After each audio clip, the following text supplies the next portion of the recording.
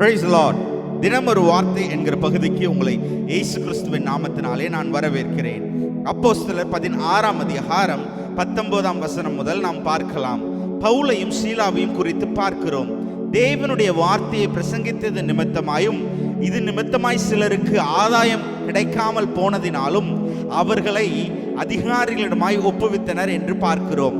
23ஆம் வசனத்தில் பவுலையும் சீலாவையும் அவர்கள் அநேக அடிகளை அடித்தும் 24ஆம் வசனத்தில் அவர்களை தொழுமரத்தில் கட்டப்பட்டு இருக்கிற நிலைமையும் நாம் பார்க்கிறோம்.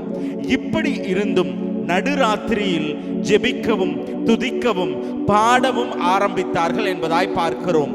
இதனால் என்ன லாபம், என்ன பலன் என்பதாய் 26ஆம் வசனம் சொல்லுகிறது.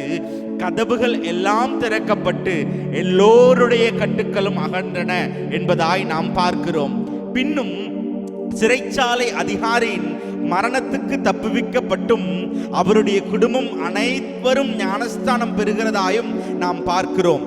எனவே இந்த நாளிலும் கட்டப்பட்டு அடிக்கப்பட்டு அசைய முடியாமல் நம்பிக்கையற்று போனீர்களா? ஜெபம் பண்ணவும் துதிக்கவும் பாடவும் தொடங்குங்கள். கர்த்தர் உங்கள் கட்டுக்களையும் சிறைச்சாலை அனுபவத்தை மாத்திரம் திருப்பாமல் அனைவருடையதையும் மாற்றுவார், உங்கள் ஜெபத்தினாலும் உங்கள் துதியினாலும்.